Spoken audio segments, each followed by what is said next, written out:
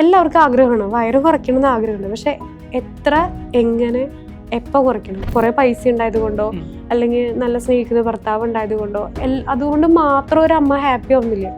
ആ ഒരു അമ്മ ഫിറ്റും കൂടി ആയിരിക്കണം എന്നാണ് ഞാൻ പറയാം. ഹെൽത്ത് ഇല്ല എന്നുണ്ടെങ്കിൽ നമുക്ക് ഈ ലോകത്ത് വേറെ ഒന്നും നമ്മൾ നേടിയിട്ട് കാര്യമില്ല, നമുക്കത് ആസ്വദിക്കാൻ പറ്റില്ല.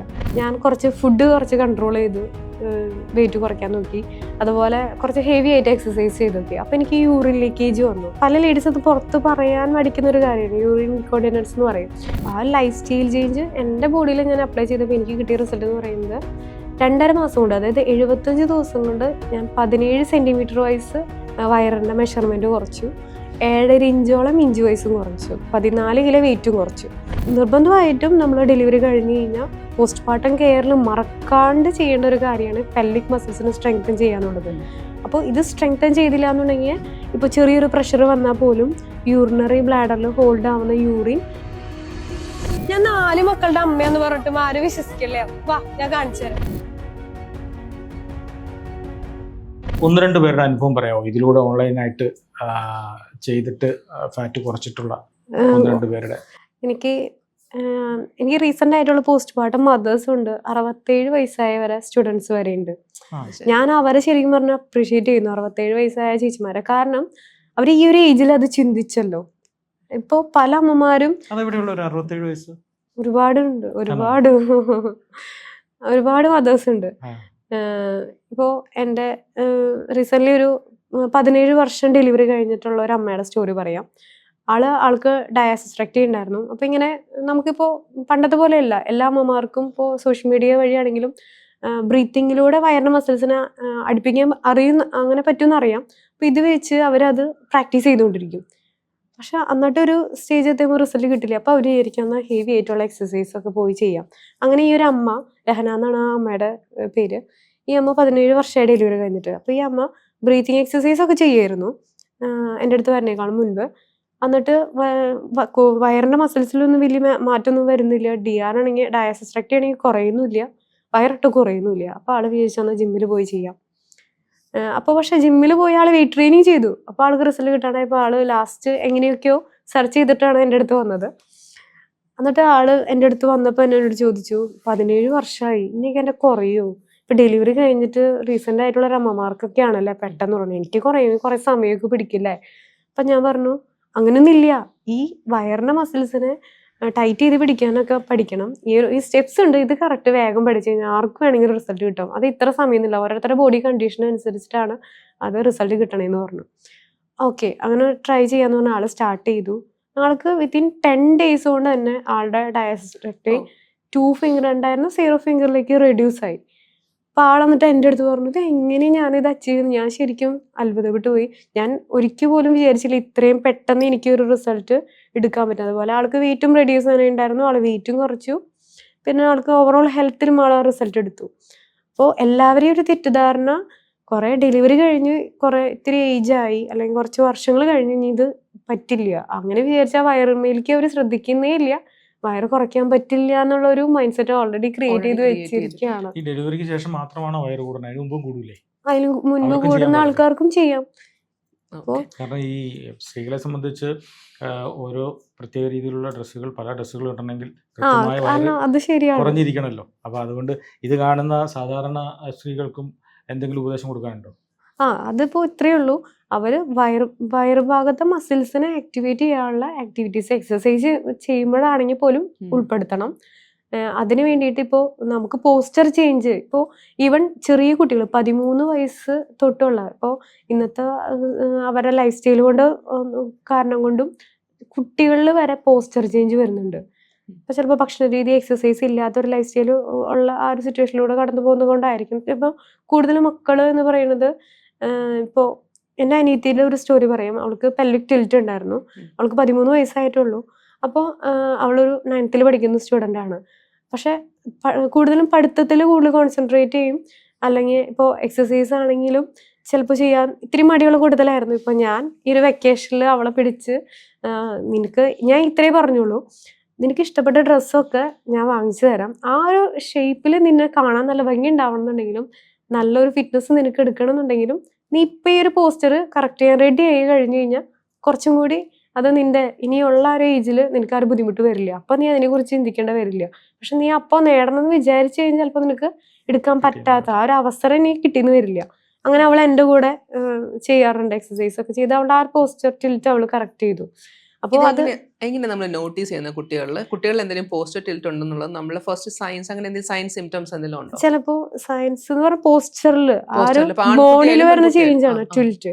പെൽവിക് മസിൽസിൽ വരുന്ന ടിൽറ്റ് ആണ് കൂടുതലും. ഇപ്പോൾ കുട്ടികളിൽ പ്യൂബേർട്ടി ആ ഒരു സ്റ്റേജിലൊക്കെയാണ് ഹോർമോൺ വ്യതിയാനം കൊണ്ടും പിന്നെ അവർക്ക് ആ ഒരു കോർ കൺട്രോൾ പറ്റാത്ത കാരണം കൊണ്ടും പിന്നെ അവർ ഇരിക്കുന്ന പോസ്റ്റർ, പഠിക്കാനിരിക്കുന്ന പോസ്റ്റർ, അതായത് ഇങ്ങനെ കൂനിക്കൂടി കൂനിക്കൂടി ഇരിക്കുക, പിന്നെ ആക്ടിവിറ്റി ഒട്ടും ഇല്ലാത്ത കുട്ടികളിൽ, പിന്നെ എന്തെങ്കിലും ജോയിന്റ് ഹെൽത്തി വീക്ക് ആയിട്ടുള്ള കുട്ടികൾ, ഇപ്പൊ അവര് നല്ലപോലെ പോഷകാഹാരമുള്ള ഭക്ഷണങ്ങൾ കഴിക്കുന്നില്ലെങ്കിലും അങ്ങനെ വരും. ചില കുട്ടികൾ ടേസ്റ്റിന് മാത്രം ഇമ്പോർട്ടൻസ് കൊടുത്ത്, ഇപ്പൊ എന്റെ അനിയത്തിയുടെ കേസൊക്കെ ഞങ്ങൾക്ക് മീനൊക്കെ കഴിക്കാനൊക്കെ മടിയാ, ഇതിരി ഹെൽത്തി ആയിട്ടുള്ള ഫുഡുകൾ കഴിക്കാൻ മടിയാണ്, ടേസ്റ്റിന് മാത്രം പ്രിഫറൻസ് കൊടുക്കുന്ന ആ ഒരു ടൈപ്പ് കുട്ടികളിൽ ഇപ്പൊ അങ്ങനെ കണ്ടിട്ട് അങ്ങനെ വരുമ്പോ ഇത് ചേഞ്ച്. പക്ഷെ അവരത് നോട്ടീസ് ചെയ്യില്ല. ഇവര് എപ്പോഴും ചിന്തിക്കാന്നറിയോ, ഒരു നമുക്ക് ഒരു ഫിറ്റ്നസ് വേണം, അല്ലെങ്കിൽ എൻ്റെ ബോഡി, അവർക്ക് ആ ഒരു ഏജ് ഒരു കൗമാരഘട്ടത്തിലേക്ക് കിടക്കുമ്പോഴായിരിക്കും അവരത് ചിന്തിക്കുക. അപ്പോൾ ചിലപ്പോ തിരിച്ചു പിടിക്കാൻ പറ്റാത്ത ഒരു സിറ്റുവേഷനിൽ, അല്ലെങ്കിൽ അവർ അതിനു വേണ്ടി എക്സ്ട്രാ വർക്ക് ചെയ്യേണ്ട ആ ഒരു സിറ്റുവേഷൻ വരും. ചിലപ്പോ ഇത് നോട്ടീസ് ചെയ്യില്ല. അവരിത് പ്രായത്തിലൊക്കെ നമുക്ക് ഇങ്ങനെ ട്രെയിനിങ് എടുക്കാൻ പറ്റും? അതിനൊരു പീരീഡ് ഉണ്ടോ? 13 വയസ്സ് കഴിഞ്ഞാൽ പറ്റുള്ളൂ, 10 വയസ്സ് ഇപ്പൊ പറ്റുള്ളൂ? ആ കുട്ടി എത്രത്തോളം വില്ലിങ് ആണെന്നുണ്ട് അതിനെ ഡിപ്പെൻഡ് ചെയ്തിരിക്കും. ഇപ്പൊ എന്റെ മക്കള്, എന്റെ മൂത്ത കുഞ്ഞിന് 6 വയസ്സായിട്ടുള്ളൂ. അവളിപ്പോ ഞാൻ എക്സസൈസ് ചെയ്യുമ്പോ എന്റെ കൂടെ ചെയ്യും. 4 മക്കളും ചെയ്യും കേട്ടോ. ഞാൻ എക്സസൈസ് ചെയ്യുമ്പോ എന്റെ കൂടെ ചെയ്യാറുണ്ട്. അതുപോലെ തന്നെ അവര് കാണുന്നത് അതാണ്. അപ്പൊ അവരെ പേരൻസ് ആണ് ആദ്യം മാറേണ്ടത്. പേരൻസ് ആ ഒരു ഹെൽത്തി ലൈഫ് സ്റ്റൈലിലേക്ക് വന്നിട്ട് മോനെ നീ ഇത് ഇപ്പൊ ശ്രദ്ധിക്ക്, അല്ലെങ്കിൽ മോളെ നീ ഇപ്പൊ ഫുഡിൽ കൺട്രോൾ ചെയ്യുന്നു പറയണമെന്നുണ്ടെങ്കിൽ ആദ്യം പേരന്റ് അത് കൺട്രോൾ ചെയ്തിട്ടിരിക്കണം. അല്ലാതെ ഇപ്പൊ ഒരു മദ്യപാനിയുടെ കേസ് എടുക്കുകയാണെങ്കിൽ, മദ്യപാനി ചെന്ന് ഒരു ഏജ് എത്തി കഴിയുമ്പോൾ അവരുടെ മോൻ മദ്യപിച്ച് വന്നിട്ട് പറയുമ്പോൾ ഇനി മദ്യപിക്കരുത് അങ്ങനെ പറയാൻ, കാരണം അച്ഛന് വോയിസ് ഇല്ല. അപ്പൊ അതേപോലെ തന്നെയുള്ള ഹെൽത്ത് റിസൾട്ട് എടുക്കണമെങ്കിൽ മോന്റെ അടുത്തും നമ്മൾ പറയണമെന്നുണ്ടെങ്കിൽ നമുക്ക് ആദ്യം ഒരു വോയിസ് ഉണ്ടാവാൻ നമ്മൾ ആദ്യം ഹെൽത്തിൽ ഫിറ്റ് ആയിട്ടിരിക്കണം. അല്ലെങ്കിൽ നമ്മൾ ആ ഫിറ്റ്നസ് ലൈഫ് സ്റ്റൈൽ കാണിച്ചു കൊടുക്കുന്ന ഒരു മാതൃകയെങ്കിലും നമ്മൾ അവർക്ക് കാണിച്ചു കൊടുക്കണം എന്ന് തന്നെ പറയാം. അപ്പൊ അങ്ങനെ ആ ഒരു ഇതിലേക്ക് വന്നാലാണ് മക്കള് അതിന് വില്ലിങ് ആവും. അപ്പൊ ആ ഒരു ഏജിലേക്ക് നമുക്ക് കൊണ്ടുവരാൻ പറ്റും. സിമ്പിൾ ആയിട്ട് തന്നെ നമുക്ക് ചെയ്യാവുന്നതാണ്. നമ്മളുടെ വീട്ടിലുള്ള ഫുഡ് ഹാബിറ്റ് വെച്ച് ചെയ്യാം. അതും നമുക്ക് ഏത് സമയത്തും ഇഷ്ടപ്പെട്ട സമയത്ത് ചെയ്യാവുന്ന രീതിയിലാണ് ഞാൻ എൻ്റെ എക്സസൈസ് പ്ലാൻ സെറ്റ് ചെയ്തിരിക്കുന്നത്. മനസ്സുണ്ടെങ്കിൽ ആർക്കും സാധിക്കും. ഇത്രയേ ഉള്ളൂ, ആഗ്രഹം വേണം. അതായത് ആഗ്രഹം എന്ന് പറയുന്നത് എല്ലാവർക്കും ആഗ്രഹമാണ്, വയറ് കുറയ്ക്കണമെന്ന് ആഗ്രഹമുണ്ട്. പക്ഷെ എത്ര, എങ്ങനെ, എപ്പോ കുറയ്ക്കണം അങ്ങനെ ഒരു ക്ലാരിറ്റി ഇല്ല. അപ്പൊ അങ്ങനെ അത് നമുക്ക് ഇപ്പോ എനിക്ക് ആഗ്രഹം ഒരു അവർ ഗ്ലാസ് ഷേപ്പാണ് എൻ്റെ ബോഡി ടൈപ്പ്. അങ്ങനെ അതായത് നമ്മളുടെ ബസ്റ്റും ഹിപ്പും സെയിം അളവില്, ഏകദേശം സെയിം അളവില്, എന്നാ നമ്മളുടെ വേസ്റ്റിന്റെ അളവ് കുറഞ്ഞിരിക്കുന്ന രീതിയിൽ, അങ്ങനെ ഒരു ഹെൽത്തി ഫിറ്റ്നസ് നമുക്ക് ഓരോരുത്തരുടെ ബോൺ സ്ട്രക്ചർ ഒക്കെ ഡിപ്പെൻഡ് ആയിട്ടിരിക്കും. പക്ഷെ നമുക്ക് അത് അച്ചീവ് ചെയ്യാൻ പറ്റും. ഇപ്പൊ നല്ല അങ്ങനെയുള്ള ഒരു ബോഡി ടൈപ്പ് അല്ലെങ്കിൽ പോലും നമുക്ക് അതിനു വേണ്ടി വർക്ക് ചെയ്താൽ നമുക്കത് നേടിയെടുക്കാം. എല്ലാവർക്കും പറ്റും. അപ്പൊ ആ ഒരു ഷേപ്പ് ആവണം എന്ന ആഗ്രഹം എന്നുണ്ടെങ്കിൽ നമ്മൾ അതിനു വേണ്ടി ഒരു പ്ലാൻ ഇട്ട് അതിനൊരു ഒരു ആക്ഷൻ എടുക്കാൻ നമ്മൾ റെഡി ആവണം. ആഗ്രഹിക്കാനൊക്കെ എല്ലാവർക്കും പറ്റും. ടാർഗറ്റോ അല്ലെങ്കിൽ ഒരു ആക്ഷൻ സ്റ്റെപ്പ് എടുത്ത് വെക്കണം. അപ്പൊ പതിയെ നമ്മൾ ആ ഒരു ഡ്രീമിലേക്ക് കൊണ്ടുവരാം. ഇപ്പൊ എന്റെ അടുത്ത് വരുന്ന ഓരോ അമ്മമാരും അവർക്ക് അങ്ങനെ വയറ് കുറയ്ക്കണം എന്നുള്ള ഒരു ആഗ്രഹമായിട്ടാണ് അവർ വരുന്നത്. ഇവിടെ എത്തുമ്പോൾ ഞാൻ അവരെ പഠിപ്പിക്കുന്നത് അവരുടെ ലൈഫ് സ്റ്റൈൽ കൊണ്ട് തന്നെ അവരുടെ സിറ്റുവേഷനനുസരിച്ച് അവർക്ക് ചെയ്യാൻ പറ്റണം. അവർക്കൊരു ഡ്രീമാണ് ഞാൻ ഉണ്ടാക്കി കൊടുക്കണത്. അപ്പൊ അവർ ആദ്യം വരുമ്പോൾ അവരെ ഞാൻ ചെയ്യിപ്പിക്കുന്നത് ഹീൽ ഫേസിലൂടെയാണ് കടന്നു കൊണ്ടുപോകുന്നത്. ആ ഒരു ഹീൽ ഫേസിൽ അവർ കടന്നു പോകുമ്പോൾ അവരുടെ ഇപ്പോൾ ചിലപ്പോൾ അവർ ആദ്യം വരുന്നത് DR ഉണ്ടെന്ന് പറഞ്ഞിട്ടായിരിക്കും, ഡയാസിസ്ട്രക്ടി ആയിരിക്കും. എല്ലാവരും മെയിൻ കോൺസെൻട്രേറ്റ് ചെയ്യുന്നത് ഡയാസിസ്ട്രക്ടി ആണ് എൻ്റെ വയറിൻ്റെ പ്രശ്നം, അത് കുറയ്ക്കണം, അല്ലെങ്കിൽ ബെല്ലി ഫാറ്റ് കുറയ്ക്കണം, ആ ഒരു ചിന്തയാണ്. അപ്പൊ അതിലൂടെ കടന്നു വന്ന് അവർ പതിയെ ആ ഒരു ലൈഫ് സ്റ്റൈലിൽ എത്തുമ്പോൾ പതിയെ ഡിസിപ്ലിനിലേക്ക് കൊണ്ടുവരും. ഡിസിപ്ലിൻ എന്ന് പറഞ്ഞു കഴിഞ്ഞാൽ സ്റ്റാർട്ട് ചെയ്യുമ്പോൾ ഉള്ള ഒരു എനർജിയിൽ നിന്ന് വിട്ട് പോവാതെ ഉള്ള രീതിയിലേക്ക് കുഞ്ഞു എൻ്റെ മോട്ടിവേഷൻ വീഡിയോസ് അതിനുള്ള കുഞ്ഞു ആക്ടിവിറ്റീസ് കൊടുക്കും. അങ്ങനെ ചെയ്ത് എന്നാൽ അത് അവർക്ക് എക്സ്ട്രാ ടൈം പോകുന്ന രീതിയിലാവരുത്, അത്രയും സിമ്പിളായിട്ട് കൊടുക്കുന്നത്. അങ്ങനെ അവരെ ചെയ്യിപ്പിച്ച ആ ഒരു ഡിസിപ്ലിൻ കൊണ്ടുവന്നു. ഇനി ടൈം മാനേജ്മെന്റ് എല്ലാ അമ്മമാരും പറയുന്ന ഒരു പ്രശ്നമാണ്. സമയമില്ല. ഇതൊക്കെ ചെയ്യാനൊക്കെ ഇപ്പൊ എനിക്ക് എന്നോട് ഇത് പറയാറുണ്ട്. ഇപ്പൊ ജെറ്റിക്ക് ഇത് പറ്റുന്നത് ജെറ്റിക്ക് സ്വന്തമായിട്ട് ജിമ്മുണ്ട്, അല്ലെങ്കിൽ ഹസ്ബൻഡ് ഓൾറെഡി സപ്പോർട്ട് ചെയ്യുന്ന കാരണം കൊണ്ടായിരിക്കും. പക്ഷെ അതൊരു കാരണമല്ല. അങ്ങനെയാണെങ്കിൽ പോലും എനിക്ക് ചെയ്യേണ്ടിയിരുന്നു ഇവിടെ. പക്ഷെ ഞാനൊരു ബിസിനസ് ചെയ്യുന്ന ഒരാളാണെങ്കിൽ പോലും എനിക്ക് അതിന് വേണ്ടി ടൈം ഞാൻ ഉണ്ടാക്കുന്നത് കൊണ്ടാണ്. അതിന് വേണ്ടി ഹെൽത്തിന് വേണ്ടി ഞാൻ പ്രിഫറൻസ് കൊടുക്കുന്ന അല്ലെങ്കിൽ പ്രയോറിറ്റി കൊടുക്കുന്ന കാരണം കൊണ്ടാണ് എനിക്ക് അതിന് സമയം കിട്ടുന്നത്. സമയം എന്ന് പറയുന്നത് നമ്മൾ പ്രയോറിറ്റൈസ് എന്തിനു കൊടുക്കുന്നു അതിൽ നമുക്ക് കൂടുതൽ റിസൾട്ട് ഇരിക്കും. അപ്പോൾ അതിന് വേണ്ടി ഒരു ടൈം നമ്മൾ പ്രിപ്പയർ ചെയ്യാവുന്ന രീതിയിലേക്ക് ടൈം ഷെഡ്യൂൾ ഞാൻ അവരെ പഠിപ്പിക്കും. അപ്പോൾ ഓട്ടോമാറ്റിക്കലി ആ ഒരു ടൈം അവർക്ക് കിട്ടും. അങ്ങനെ ആ ടൈം മാനേജ്മെന്റ് എങ്ങനെ ക്രിയേറ്റ് ചെയ്യുന്നത് പഠിപ്പിച്ചു കൊടുക്കുന്നുണ്ട്. വെറുതെ ഒരു ഡയറ്റ് എക്സസൈസ് എന്ന് മാത്രം ഒതുക്കുന്നതല്ല നമ്മുടെ ഒരു ഹാപ്പി ഫിറ്റ് മോം എന്ന് പറയുന്നത്. ആ ഒരു ജേണി എന്ന് പറയുന്നത് ഇത്രയേ ഉള്ളൂ. നമ്മൾ ആ ഒരു അവസ്ഥ ഒരു ഹാപ്പി ഫിറ്റ് മോം ആയിട്ട് നമ്മൾ ഹാപ്പി ആയിട്ടുള്ള ഒരു അമ്മയായി മാറണം എന്നുണ്ടെങ്കിൽ എന്തൊക്കെ നമുക്ക് വേണം അതെല്ലാം നേടിയെടുക്കുക എന്നുള്ളതാണ് ഞാൻ അവരെ പഠിപ്പിക്കുന്നത്. വളരെ അർത്ഥമുള്ള ഒരു സ്റ്റേറ്റ്മെന്റ് ആണ് ഹാപ്പി മോം എന്ന് പറയുന്നത്. അതായത് ഹാപ്പി മോം എന്ന് പറഞ്ഞാൽ അതിന്റെ അടുത്ത് ഹാപ്പി ഫാമിലി എന്നാണ്. കുറെ പൈസ ഉണ്ടായത് കൊണ്ടോ അല്ലെങ്കിൽ നല്ല സ്നേഹിക്കുന്ന ഭർത്താവ് ഉണ്ടായത് കൊണ്ടോ അതുകൊണ്ട് മാത്രം ഒരു അമ്മ ഹാപ്പി ആവുന്നില്ല. ആ ഒരു അമ്മ ഫിറ്റും കൂടി ആയിരിക്കണം എന്നാണ് ഞാൻ പറയാം. കാരണം ഹെൽത്ത് ഇല്ല എന്നുണ്ടെങ്കിൽ നമുക്ക് ഈ ലോകത്ത് വേറെ ഒന്നും നമ്മൾ നേടിയിട്ട് കാര്യമില്ല, നമുക്കത് ആസ്വദിക്കാൻ പറ്റില്ല. ഒരു ഹാപ്പി ഫിറ്റ് ആയിട്ടുള്ള ഒരു അമ്മയാണെന്നുണ്ടെങ്കിൽ എന്തോ ആസ്വദിക്കണമെന്നുണ്ടെങ്കിൽ നമുക്ക് എല്ലാം ഉണ്ട്, പക്ഷെ ആസ്വദിക്കണമെന്നുണ്ടെങ്കിൽ ഫിറ്റ്നസ്. തീർച്ചയായും നമുക്ക് ഈ ഇപ്പൊ ഓൺലൈനിലൂടെ നമ്മളിപ്പോ ഞാനിപ്പോ നിങ്ങളുടെ വീഡിയോ ഒന്ന് സെർച്ച് ചെയ്തതിന് ശേഷം മൊത്തം എനിക്ക് യൂട്യൂബിൽ സജഷൻസ് വരുന്നത് മുഴുവൻ ഈ വയറ് കുറയ്ക്കുന്നതിനെ പറ്റിയും ഒരു 100,000 സാധനങ്ങൾ അവർ ഇതെല്ലാ സാധാരണക്കാരനും ഉണ്ടാവും. അപ്പം ഞാൻ ഇതൊക്കെ കണ്ടിട്ട് ഞാനിത് കുറയ്ക്കാൻ തീരുമാനിച്ചാൽ നമ്മൾ എവിടെ എത്തിപ്പെടില്ലല്ലോ. അപ്പോൾ ഇവർക്കൊക്കെ നമ്മൾ ഈ അല്ലെങ്കിൽ ഓൺലൈനായിട്ട് നമ്മളിത് ചെയ്യുമ്പോൾ ഇതിനൊരു മാസ്റ്റർ അല്ലെങ്കിൽ ഒരു കൃത്യമായി ഫോളോ ചെയ്യുന്നുണ്ട്. എല്ലാവർക്കും കുറേ ആളുകൾ ഇതിനെപ്പറ്റി ഇടുന്നുണ്ട്. അപ്പോൾ ഇങ്ങനെ ഈ ഓൺലൈൻ കണ്ട് യൂട്യൂബ് കണ്ട് ഈ വയറ് കുറയ്ക്കാൻ അല്ലെങ്കിൽ ഈ ഫിറ്റ്നസ്സിലേക്ക് പോകുന്നവരോട് എന്താണ് പറയാൻ? അതായത് എല്ലാവർക്കും ആഗ്രഹമുണ്ട്. അപ്പോൾ അതുകൊണ്ടാണ് ഞാൻ നേരത്തെ പറഞ്ഞത് അവർക്ക് എത്ര കുറയ്ക്കണം എങ്ങനെ കുറയ്ക്കണം അങ്ങനൊരു ക്ലാരിറ്റി ഇല്ല. പിന്നെ ഇൻ കേസ് അവർ ആ ഒരു ആക്ഷൻ എടുത്തു എന്ന് വിചാരിക്കും. അപ്പോൾ യൂട്യൂബ് നമുക്ക് ഒരുപാട് സെർച്ച് ചെയ്താൽ കിട്ടും. യൂട്യൂബിൽ നിന്നും ChatGPT, ഇപ്പോൾ ChatGPT ഭയങ്കര വൈറലാണല്ലോ, AI കുറേ പ്ലാൻ കിട്ടും. പക്ഷേ അതിന് ഒരു സ്റ്റേജ് എത്തിക്കഴിഞ്ഞ് നമ്മൾ സ്റ്റക്കായി കഴിഞ്ഞ് കഴിഞ്ഞാൽ നമ്മൾക്ക് ഹെൽപ്പ് ചെയ്യാനായിട്ട് അവിടെ ആരുമില്ല. അവരവിടെ ചെയ്യുന്നത് എന്താ, സ്വന്തം ശരീരത്തിന് റാൻഡംലി ട്രൈ ചെയ്തുകൊണ്ടിരിക്കുക. കിട്ടിയാൽ കിട്ടി, പോയി. അപ്പോൾ ഒരു ഗൈഡ് ചെയ്യാൻ ആരുമില്ല. അപ്പോൾ നമുക്കൊരു സപ്പോർട്ട് ആവശ്യമുണ്ടെന്നുണ്ടെങ്കിൽ ഒരു മെൻറ്ററിൻ്റെ സപ്പോർട്ട് എടുക്കുക തന്നെ വേണം. ഞാൻ ഇപ്പോൾ ഈ ഒരു ഫിറ്റ്നസ് എടുത്തിരിക്കുന്നതും ഞാൻ ഇത്രയും ഈ ഒരു ഹാപ്പി ഫിറ്റ്നസ് ആയിരിക്കുന്നതും എനിക്കൊരു മെൻറ്റർ ഉള്ളത് കൊണ്ടാണ്. ആ മെൻറ്ററാണ് എന്നെ ഗൈഡ് ചെയ്തത്. എനിക്ക് ആ സമയത്ത് ഞാനൊരു മെൻറ്ററിൻ്റെ സപ്പോർട്ട് എടുത്ത് ആ മെൻറ്ററിൻ്റെ ഗൈഡൻസിൽ ഒരു ഡയറ്റ് ആണെങ്കിലും ഫിറ്റ്നസ് ആണെങ്കിലും ഓവറോൾ എൻ്റെ ആ ഒരു ജേണി ആ സപ്പോർട്ട് കിട്ടിയ കാരണം കൊണ്ട് തന്നെയാണ് ഞാൻ ഇത്രയും സക്സസ് ആയത്. ഒരു മെന്റർഷിപ്പ് എടുക്കാൻ ജിമ്മിൽ പോണോ വേണ്ടിയെന്നുള്ളത് പിന്നീട് തീരുമാനിക്കും. ജിമ്മിൽ പോയാലും നിങ്ങൾക്ക് ഫിറ്റ്നസ് എടുക്കാം, ജിമ്മിൽ പോയാലും എടുക്കാം, പക്ഷെ ഒരു മെന്റർ എടുക്കണം എന്നാണ്. ഇപ്പൊ പലരും ജിമ്മിലാണെങ്കിൽ പോകുന്നുണ്ട്, പക്ഷെ എല്ലാവരും അവിടെ പോയി പേഴ്സണൽ ട്രെയിനിങ് ചെയ്യുന്നുണ്ടോ അല്ലെങ്കിൽ ജനറൽ ട്രെയിനിങ് ആണോ, അത് ഡിഫറെന്റ് അവരുടെ നീഡ് പോലെ വ്യത്യാസപ്പെട്ടിരിക്കും. ചിലർ ജനറൽ ട്രെയിനിങ് പോയി എടുക്കും, ചിലർ പേഴ്സണൽ ട്രെയിനിങ് എടുക്കും. അപ്പോൾ റിസൾട്ട് എന്ന് പറയുന്നത് മെൻറ്ററിനെ ഡിപ്പെൻഡ് ചെയ്തിരിക്കും.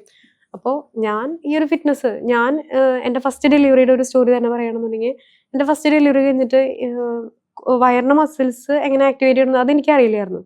അന്ന് ഞാൻ പ്രഗ്നൻസിയിൽ എക്സസൈസ് ചെയ്യുന്നത് എനിക്കറിയാം. അപ്പോൾ ഞാൻ പറഞ്ഞല്ലോ, ഞാൻ ഓൾറെഡി എൻ്റെ പ്രൊഫഷൻ എന്ന് പറയുന്നത് ടെക്നിക്കൽ ഫീൽഡാണ്. ഞാൻ ബിടെക് പഠിച്ചുകൊണ്ടിരിക്കുന്ന സമയത്തായിരുന്നു കല്യാണം കഴിഞ്ഞ് പ്രഗ്നൻ്റ് ആയി.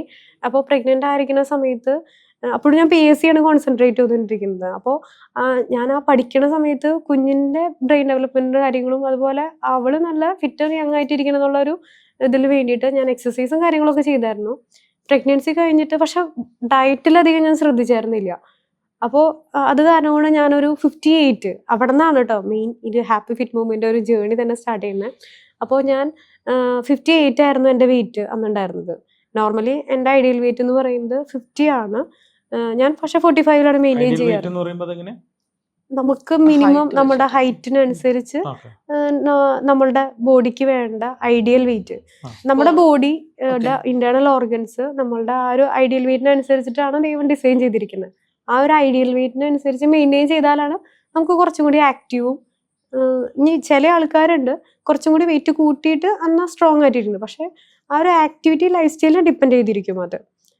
അപ്പോൾ സിമ്പിൾ ആയിട്ട് പറയുകയാണെങ്കിൽ ഇപ്പം 164 സെന്റിമീറ്റർ ആണ് അവളുടെ ഹൈറ്റ് എങ്കിൽ അതിന്റെ 100 മൈനസ് ചെയ്യുക 64 കിട്ടും. 64 kg വരെ നമുക്ക് ആവാന്ന് പറയും. അതൊരു ideal weight. നോർമലി എല്ലാവർക്കും ഐഡിയൽ മനസ്സിലാവുന്ന ഒരു വെയിറ്റ് ഭാഷ്യം റേഞ്ച് അങ്ങനെ അതാ പറയാം. ഉദ്ദേശിക്കുന്നത്. ഐഡിയൽ അതിനെ നമുക്ക് വേണമെങ്കിൽ ഐഡിയൽ വെയിറ്റ് എന്ന് പറയാം. ഐഡിയൽ വെയിറ്റ് എന്ന് പറയാം. 170 ആണ് താങ്കളുടെ സെന്റിമീറ്റർ എങ്കിൽ 170 മൈനസ് 100 അപ്പൊ 70 വരെ താങ്കൾക്ക് വലിയ കുഴപ്പമില്ലാതെ എടുക്കാം. മനസ്സിലായി.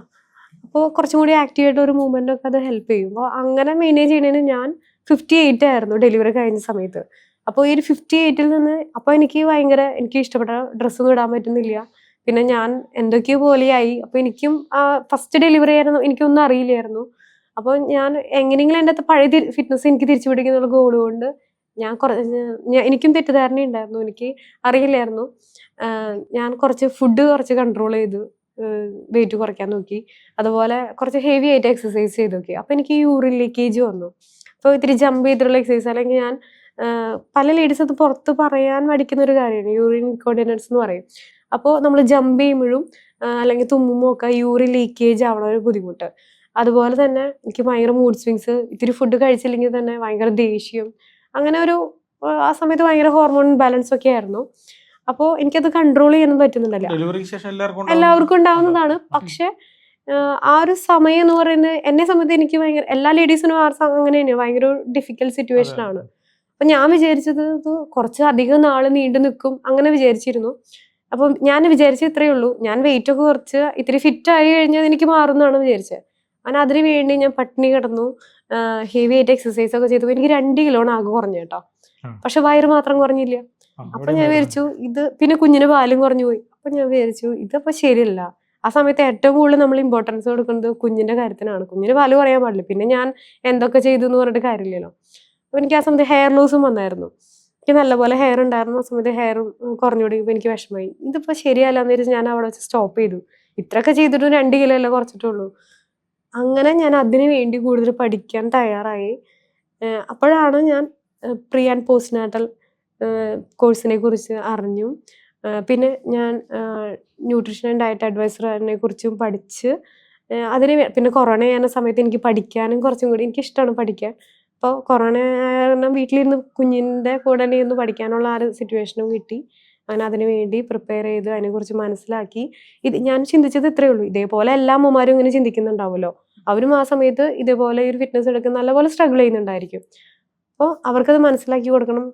അങ്ങനെ ഞാൻ അതിനു വേണ്ടി പഠിച്ച് ഞാൻ ആദ്യം എന്നിലാണ് ഞാനത് അപ്ലൈ ചെയ്തത്.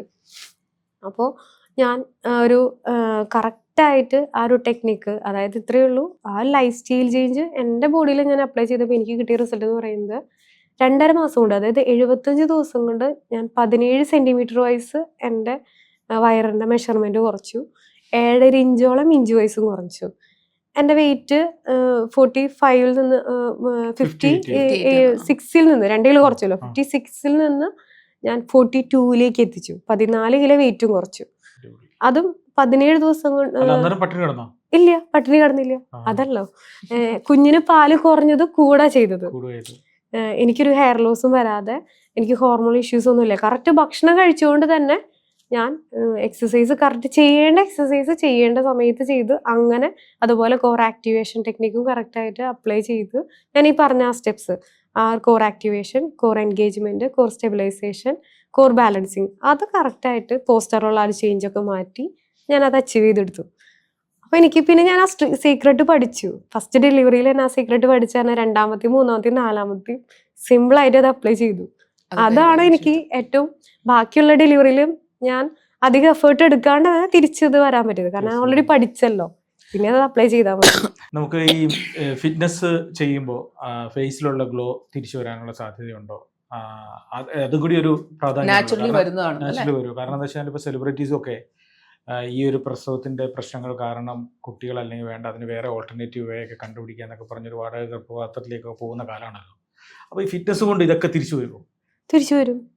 പക്ഷെ നമ്മൾ അതിനു വേണ്ടി ഒരു സമയം കൊടുക്കണം. അത് ഒരു എന്താ പറയുക, നമ്മൾ ആദ്യം മാനസികമായി തയ്യാറാണെന്ന് തന്നെ പറയാം. നന്നായി വെള്ളം കുടിക്കുക, അതുപോലെ നല്ല ഉറക്കം, നല്ല ഭക്ഷണം, വെള്ളം ഇതിനകത്ത് വലിയൊരു കാര്യമാണ്. അല്ല, വെള്ളത്തിന്റെ കാര്യം ഹൈഡ്രേഷൻ ഇമ്പോർട്ടന്റ് ആണ്. ഈ അടുത്ത കാലത്ത് ന്യൂസ് ഉണ്ടായിരുന്നു, ഒരു പയ്യൻ 16 ലിറ്റർ വെള്ളം ഒരു ദിവസം കുടിക്കും. ആ. അപ്പൊ അങ്ങനെ വന്നിട്ട് ഭയങ്കര പ്രോബ്ലം ആയി കൊണ്ടുവന്നു, ഒരു അത് കോമ സ്റ്റേജിലോട്ടൊക്കെ വന്നിട്ട് ഹോസ്പിറ്റലിൽ അഡ്മിറ്റ് ചെയ്തു. ഒരു നടന്ന കേസാണ്. വെള്ളമാണെങ്കിലും ഒരു പരിധി വിട്ട് അതിനളവുണ്ടോ? എന്തായാലും അതെ, അമൃതമാണ്. അളവുണ്ട്. അധികമായാലും Right. അമൃതം വിഷം എന്ന് ആ. പറയില്ലോ. ഉം. വെള്ളമാണെങ്കിലും ആ ആളുടെ വെയിറ്റിനും ആളുടെ ആക്ടിവിറ്റിക്കും, ഇപ്പൊ പാല് കൊടുക്കുന്ന അമ്മയാണെന്നുണ്ടെങ്കിൽ പാല് കൊടുക്കുന്ന ആ നീഡിനനുസരിച്ച്, കുഞ്ഞ് ഫീഡ് ചെയ്യുന്നതിനനുസരിച്ച് വെള്ളം ആവശ്യത്തിന് കുടിക്കണം. ഒരു പരിധി വിട്ട് നമ്മൾ വെള്ളം കൂടുതൽ കുടിച്ചാൽ നമ്മൾ കഴിക്കുന്ന മിനറൽസ് വാഷ് ഔട്ട് ആയി പോകാനുള്ള ചാൻസസ് ഉണ്ട്. അതെ. അപ്പൊ അത് ശ്രദ്ധിക്കണം. അപ്പൊ ഹൈഡ്രേഷൻ ഇമ്പോർട്ടന്റ് ആന്ന് പറഞ്ഞാൽ അതിനെ മാത്രം ഡിപ്പെൻഡീവ് ആയിട്ട് അത് കുറെ ചുമ്മാ കുടിച്ചുകൊണ്ടിരിക്കുക. വെള്ളം ഇങ്ങനെ മിണിങ്ങി മിണിങ്ങി അതുകൊണ്ട് അപ്പൊ ഇത് മാത്രം നല്ല കൂട്ടത്തിൽ സ്കിൻ എന്തെങ്കിലും വരുന്നല്ല. ഫിറ്റ്നസിനോടൊപ്പം തന്നെ വെള്ളം കുടിക്കണം, ഉറങ്ങണം. ഉറങ്ങണം എന്ന് പറഞ്ഞാൽ എന്തൊരു ഉറങ്ങണം? ഉറങ്ങണം എന്ന് പറഞ്ഞാൽ മാക്സിമം ഒരു 7 to 8 hours എങ്കിലും ഉറക്കം കിട്ടിയാൽ നല്ലതാണ്. ഒരു 12 മണിക്ക് കിടന്നിട്ട് 3 മണിക്ക് എണീക്കുക, 4 മണിക്ക് ഇപ്പൊ എണീക്കുന്ന ആൾക്കാരാണ്. ഷോർട്ട് നാപ്പ് എടുക്കാം, ആ. ആ ഒരു സിറ്റുവേഷനിലേക്ക് കൊണ്ടുവരാം. അറ്റ്ലീസ്റ്റ് ഒരു 6 to 8 hours എങ്കിലും റിക്കവറി കിട്ടിയാലാണ്. കാരണം ആ Healing സമയം നമ്മുടെ നടക്കും. ശരീരം Healing ഹീല് ചെയ്തുകൊണ്ടിരിക്കണം. ആ, ആ, ആ. ശരീരത്തിന് ഹീല് ചെയ്യാനുള്ള ഒരു അവസരം നമ്മൾ കൊടുക്കുക തന്നെ വേണം. ഇടയ്ക്ക് ഞാനൊന്ന് ചോദിച്ചോട്ടെ, കുറച്ച് മുമ്പ് യൂറിൻ ലീക്കേജിനെ കുറിച്ച് ആ. പറഞ്ഞല്ലോ. അതിനോടൊപ്പം തന്നെ അതേ സമയത്ത് പ്രഗ്നൻസി ഡെലിവറി കഴിഞ്ഞതിന് ശേഷം നമ്മൾ കേൾക്കുന്ന വേറൊരു പ്രശ്നമാണ് കേഗൽസ് എക്സസൈസ് എന്ന് പറഞ്ഞിട്ട് ഒരു റെമഡി നമ്മൾ പറയും. ആ. അപ്പൊ അവിടെ നമ്മുടെ പെൽവിക് മസിൽസിനെ കുറച്ചൊന്ന് എനർജറ്റിക് ആക്കാൻ, ആ. കുറച്ചേരം അതിങ്ങനെ പിടിച്ചു വെച്ചിരിക്കുന്നത്. അപ്പൊ ഞാനിത് കുറെ ചെയ്തിട്ടുള്ളതാണ്. ആ. അപ്പൊ അതെനിക്ക് ഭയങ്കര റിസൾട്ട് തന്നിട്ടുണ്ട്, ഭയങ്കരമായിട്ട്. അപ്പൊ അതിന്റെ ഇമ്പോർട്ടൻസും കൂടി ഒന്ന് പറയാമോ? ഈ കീഗൽ എക്സസൈസും പെൽവിക് ഫ്ലോർ സ്ട്രെങ്തനിങ് എക്സസൈസും നമ്മൾ ചെയ്യേണ്ടത് അത്യാവശ്യമാണ്. കാരണം ഒരു ബേബീനെ അല്ലെങ്കിൽ നമ്മളുടെ ഇപ്പോൾ പ്രഗ്നൻസിയിലായിരിക്കുമ്പോൾ തൊട്ടിൽ പോലെയാണ് പെൽവിക് മസിൽസ് നമ്മളെ സപ്പോർട്ട് ചെയ്യുന്നത്. ഉം. അപ്പോൾ ആ തൊട്ടിൽ മസിൽസ് ഇങ്ങനെ ചെറിയ രീതിയിൽ ലൂസായിട്ടാണ് യൂട്രസ് ഇപ്പോൾ സർവീസൊക്കെ ഓപ്പൺ ആയി ബേബി പുറത്തേക്ക് വരുന്നത്. അപ്പോൾ ബാക്കി യൂട്രസ് ഒക്കെ നോർമൽ പൊസിഷനിലേക്ക് തിരിച്ചു വരും. പക്ഷെ പെൽവിക് മസിൽസിന് വീണ്ടും അതേപോലെ സ്ട്രെങ്ത് കൊടുത്താലാണ് ഇനിയും നമുക്കത് ആ പെൽവിക് മസിൽസ് ആവശ്യമുള്ളതാണ്. അതെ, അതെ. ഇനി നമ്മൾ അതേപോലെ ഇപ്പൊ കുഞ്ഞിനെടുക്കുന്ന ആക്ടിവിറ്റീസ്, നോർമൽ ആയിട്ടുള്ള ആക്ടിവിറ്റീസ്, അതുപോലെ ഒരു ജമ്പ് ചെയ്യുന്ന ആക്ടിവിറ്റീസ് ഒക്കെ ചെയ്യണമെങ്കിൽ പോലും നമുക്ക് പഴയ കോൺഫിഡൻസോടുകൂടി തിരിച്ചു വരാൻ പറ്റണം. അതെ, അതെ. അപ്പോൾ നിർബന്ധമായിട്ടും നമ്മൾ ഡെലിവറി കഴിഞ്ഞ് കഴിഞ്ഞാൽ പോസ്റ്റ്മോർട്ടം കെയറിൽ മറക്കാണ്ട് ചെയ്യേണ്ട ഒരു കാര്യമാണ് പെൽവിക് മസിൽസിന് സ്ട്രെങ്തൻ ചെയ്യാന്നുള്ളത്. അപ്പോൾ ഇത് സ്ട്രെങ്തൻ ചെയ്തില്ല എന്നുണ്ടെങ്കിൽ ഇപ്പോൾ ചെറിയൊരു പ്രഷർ വന്നാൽ പോലും യൂറിനറി ബ്ലാഡറിൽ ഹോൾഡ് ആവുന്ന യൂറിൻ ചെറിയൊരു പ്രശ്നം ഇപ്പോൾ നമ്മൾ ചിരിക്കുക തുമ്മൊക്കെ ചെയ്യുമ്പോഴും കുറച്ചധികം നേരം ഇപ്പോൾ ജമ്പ് ചെയ്തിട്ടുള്ള എന്തെങ്കിലും ആക്ടിവിറ്റീസ് ചെയ്യുമ്പോഴേക്കും യൂറിൻ കൺട്രോൾ ചെയ്യാൻ പറ്റാണ്ട് ലീക്കേജ് ആവുന്ന ആ ഒരു ബുദ്ധിമുട്ട് വരും. അപ്പോൾ പെൽവിക് മസിൽസിന് സ്ട്രെങ്ത് കൊടുത്തു കഴിഞ്ഞാൽ ഈ ഒരു ബുദ്ധിമുട്ട് നമുക്ക് ഫേസ് ചെയ്യേണ്ട കാര്യം തന്നെ, അതിൽ പേടിച്ചിരിക്കേണ്ട കാര്യം തന്നെ ഇല്ല.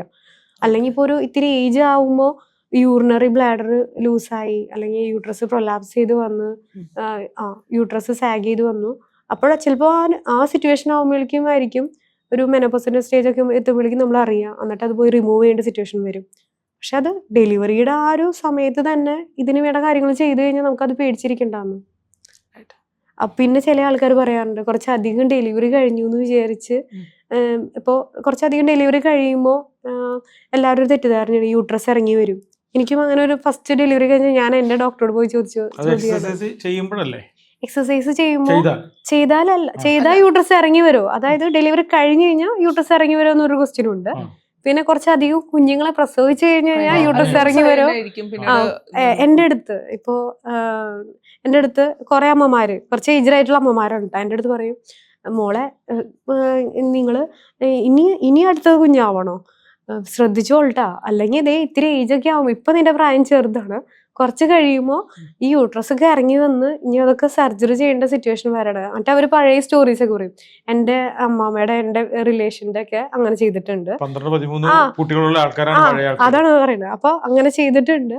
അപ്പോൾ ശ്രദ്ധിച്ചോളൂ കേട്ടോ, അല്ലെങ്കിൽ യൂട്രസ് ഒക്കെ ഇറങ്ങി വരും, അത് പോയി സർജറി ചെയ്യേണ്ട വരും, അങ്ങനെയൊക്കെ.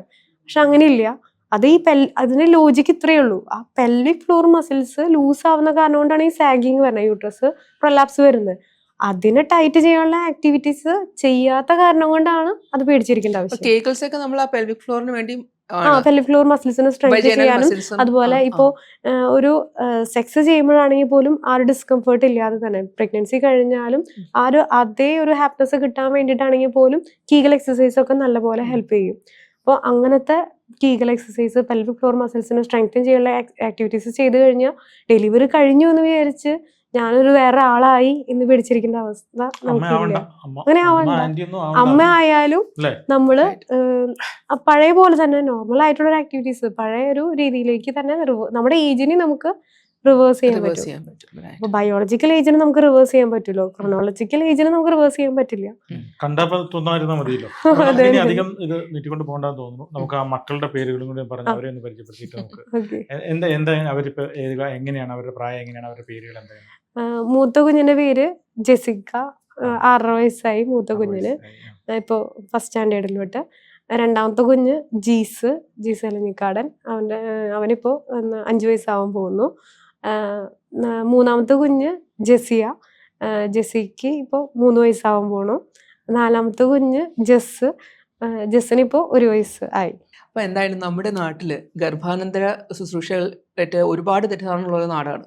അപ്പോൾ ഒരു തോർത്തോ അല്ലെങ്കിൽ ഒരു സാരിയോ അത് വലിച്ചു കെട്ടിയാൽ മാത്രം മതി, അല്ലെങ്കിൽ നിങ്ങൾക്ക് ഇനി മോഡേൺ ആവണോ, അങ്ങനെയാണെങ്കിൽ ഒരു മറ്റേ നമ്മുടെ ബെൽറ്റ് ഉണ്ടല്ലോ അതൊക്കെ കെട്ടിയാൽ മതി എന്ന് വിചാരിക്കുന്ന ഒരു സ്ഥലത്ത് നിന്ന് നമുക്ക് എല്ലാ തരത്തിലുള്ള മസിൽസും റിവേഴ്സ് ചെയ്ത് നമ്മൾ ഗർഭിണിയാവുന്നതിന് മുന്നും അല്ലെങ്കിൽ പ്രസവിക്കുന്നതിന് മുന്നേ എങ്ങനെ ഇരുന്നു അതുപോലെ തന്നെ റിവേഴ്സ് ചെയ്യാൻ പറ്റുന്ന സ്വന്തം ലൈഫ് കൊണ്ട് തെളിയിച്ച ആളാണ്.